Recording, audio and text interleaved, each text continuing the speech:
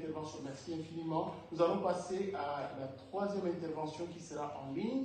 Du coup, je vais solliciter le concours des services techniques pour donner la parole à M.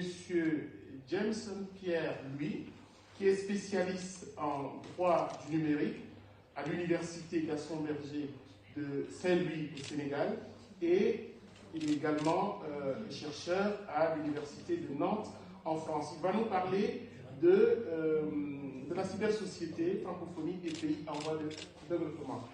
Monsieur Pierre-Louis, vous avez la parole. Bonjour tout le monde. Bonjour. Comme vient de le dire le professeur, vous m'entendez? Oui.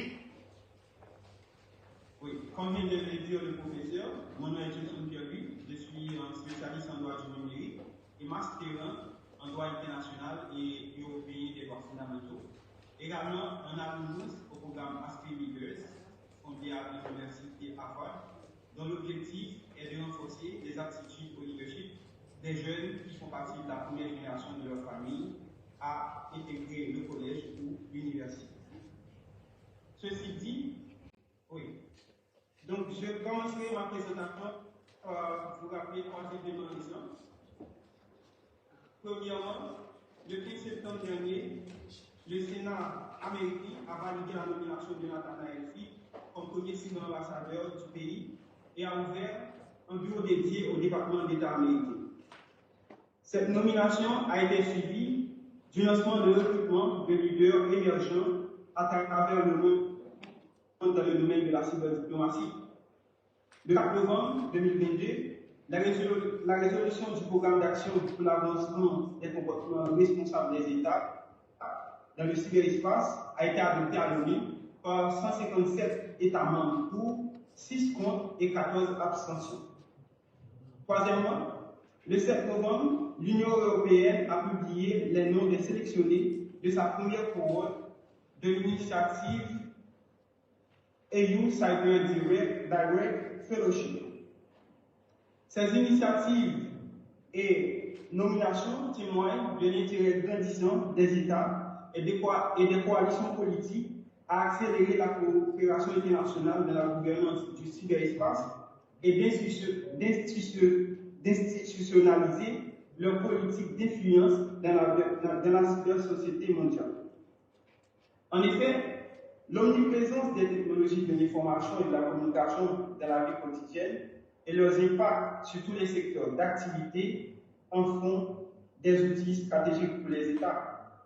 À cet effet, des discussions sont en cours au niveau onusien pour élaborer des normes de conduite responsables des États dans le cyberespace pour la sauvegarde de la sécurité internationale. Des mouvements similaires sont constatés au niveau des coalitions politiques et militaires comme l'OTAN, l'Union européenne, l'Union africaine, et notre échange en est une manifestation au niveau de la francophonie également. Cependant, en dépit de son importance et des enjeux, force est de constater que les pays en développement peinent à mettre en place des structures institutionnelles et juridiques pour profiter des retombées du numérique et assurer la sécurité des systèmes d'information. Parallèlement, cette mouvance internationale représente une opportunité pour la francophonie d'émerger en tant qu'acteur prépondérant de la gouvernance de la cybersociété mondiale et d'accroître son appui dans le renforcement des capacités des pays en voie de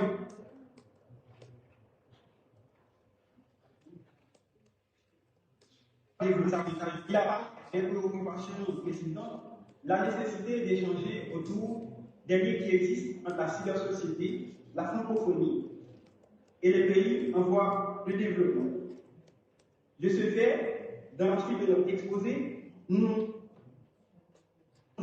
brièvement l'état des lieux des initiatives au niveau international de la gouvernance du cyberespace et d'identifier les besoins des pays en développement dans le domaine du numérique, notamment dans le domaine de la cybersécurité, en prenant pour exemple le cas d'Haïti. Et pour ça, que l'on peut apprécier des dernières années est que la gouvernance du cyberespace a été l'objet des débats de toutes les grandes coalitions politiques, économiques, militaires et de la société civile. Et du point de vue étatique, les initiatives s'orientent dans deux directions.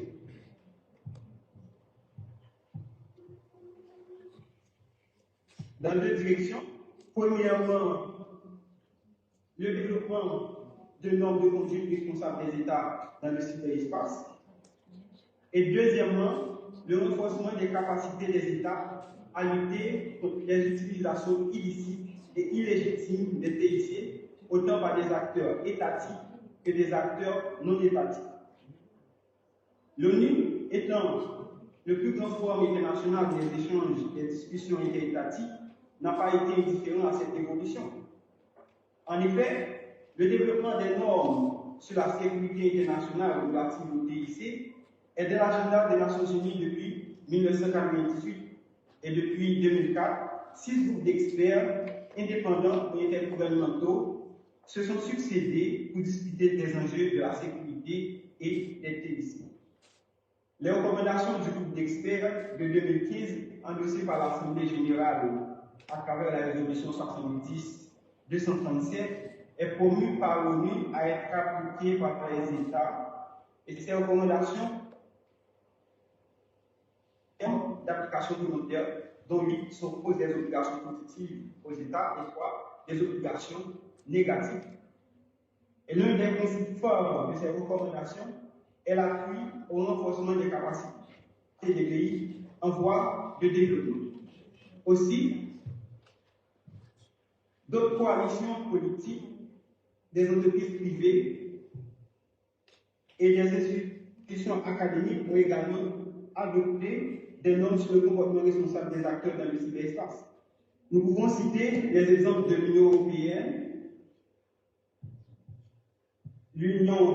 européenne, l'OTAN, avec le manuel de Tallinn, le Code de conduite internationale pour la sécurité, the Paris Code for Trust and Security in Cyberspace, les normes internationales sur la cybersécurité de Microsoft et le projet de Hague Programme for Cyber. Quoi de nombreux progrès sont remarqués au niveau de la francophonie dans le domaine du numérique, progrès qui sont perceptibles au nombre d'ateliers, la stratégie numérique de la francophonie 2022-2010 et des événements comme celui-ci. Il reste en fait que beaucoup d'actions doivent être prises pour renforcer la position de la communauté francophone dans l'arène internationale. Et malheureusement, selon nos informations, la francophonie n'a pas encore proposé de position dans les discussions internationales autour des cyber. Cependant, ces actions peuvent se concrétiser par la soumission de commentaires aux travaux des groupes d'experts et des recommandations sur le comportement responsable des États dans le cyberespace, et également la création d'un cours à distance sur les cybernormes internationales, l'adoption d'un cadre framework en anglais de la cybersécurité et l'établissement d'un comité d'experts ouvert à tous les membres de la francophonie, chargé d'identifier les besoins et proposer des solutions dans le domaine du numérique, notamment la cybersécurité. Dans le but d'aider les pays en développement, d'aider les États à implémenter ces cybernormes, le développement des capacités des États est au cœur des enjeux du numérique et des activités des organisations comme l'ONU, l'Union européenne, l'OTAN.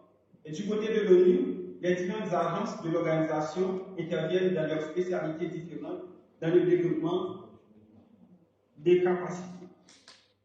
À côté de l'Union internationale des télécommunications qui détient le leadership dans ce domaine, d'autres agences comme l'Institut des Nations Unies pour la recherche sur le désarmement, l'UNESCO et les représentations régionales de l'ONU contribuent à la promotion de normes et le développement des capacités dans le domaine du numérique. Par ailleurs, l'OTAN et l'UE disposent de nombreux projets de renforcement des capacités. Des pays et des fondations privées supportent également le développement des capacités au niveau international. Il s'agit des pays comme l'Australie, le Royaume-Uni, l'Estonie et la Corée du Sud, et des fondations telles que la Fondation d'Asie, la Fondation Bill et Melinda Gates et la Fondation de Ford. Des initiatives similaires pourront voir le jour dans la francophonie en application de l'objectif 4 de la stratégie numérique 2022-2026. Donc, l'un des axes importants est la création d'une sphère d'influence pour l'expertise francophone sur la scène multilatérale. La mise en œuvre de cet objectif de création d'une sphère d'influence pour l'expertise francophone ne pourra se réaliser sans préalablement développer cette expertise. En effet, dans certains pays comme Haïti, l'expertise dans le domaine du numérique reste l'affaire d'un petit groupe.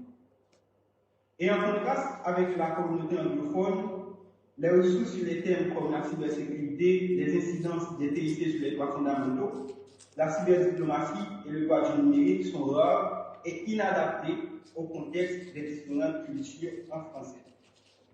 Pour ces raisons, la communauté francophone doit prêter une attention soutenue au développement inclusif de l'expertise francophone, en veillant à ne pas traiter les États en voie de développement comme des problèmes à gérer dans l'agenda de l'organisation, mais en renforçant leur capacité à devenir des acteurs de cette transformation.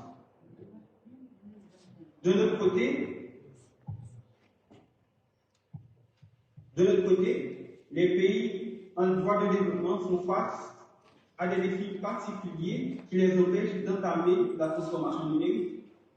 Étant donné qu'Internet a engendré autant de défis que de promesses, l'un des problèmes majeurs que font face ces pays est la capacité de développer un plan national de cybersécurité et l'implémenter. En Haïti, comme dans les pays dans des situations similaires, le problème de la cybersécurité n'a pas toujours été absent dans les discussions politiques. On a constaté durant les dernières années une volonté embryonnaire d'adopter un cadre juridique et institutionnel en la matière. Toutefois, ces initiatives souffrent d'une mise en œuvre et de pérennisation. En effet, malgré les dispositions du décret du 29 janvier 2016, en Haïti bien sûr, imposant aux institutions de l'administration publique des collectivités territoriales de développer un cadre de la cybersécurité et de le mettre en œuvre, Haïti ne dispose ni d'une stratégie nationale de la cybersécurité, ni d'une équipe de réponse aux cyberincidents. D'autres projets, comme celui de la gouvernance électronique, financé par la Banque interaméricaine de développement d'un montant de 3 500 000 $ américains, n'ont pas fait long feu, puisque les obstacles au développement et la pérennisation de ces projets ont des racines profondes. En effet, l'élaboration de projets et de politiques publiques sur le numérique requiert des compétences humaines et des ressources financières que ne disposent pas toujours le pays et les autres pays dans des situations similaires. Afin de résoudre ces problèmes, il est important qu'avec l'appui de la francophonie, qu'un audit des besoins en matière du numérique soit mené en Haïti et dans les pays dans des situations similaires. Nous insistons sur l'indispensabilité de l'audit afin d'éviter la duplication de projets inappropriés au contexte des pays en voie de développement. Cet audit permettra aux acteurs de disposer d'évidence et non pas seulement de bonne volonté pour agir dans le développement des capacités des pays en voie de développement. Enfin, considérant l'importance du numérique dans le développement des pays et ses conséquences sur les relations entre les États, les objectifs initiaux de la francophonie de promotion de la langue française, de coopération politique et économique ne peuvent continuer à se concrétiser sans une réelle capacité à devenir acteurs de la cybersociété mondiale et l'appui au développement des capacités des pays en voie de développement. À l'instar d'autres coalitions politiques, la francophonie peut mobiliser un groupe d'experts ouvert à tous les membres qui évaluera les besoins et l'assistance dans le domaine du numérique. Il est primordial aussi que les efforts de la francophonie soient déployés en étroite collaboration avec les autres organisations internationales et régionales afin d'éviter la duplication de projets et conséquemment, plus de ressources seront susceptibles d'être mobilisées au niveau international au profit des pays en voie de développement. Et finalement, nous pouvons conclure que l'impact des TIC sur notre société, tout en imposant de nouveaux défis à notre communauté, représente une opportunité d'atteindre nos objectifs communs et renforcer nos coopérations politiques, culturelles et économiques afin de contribuer à la construction d'une cybersociété mondiale basée sur les valeurs de la démocratie et la prospérité inclusive. Je vous remercie.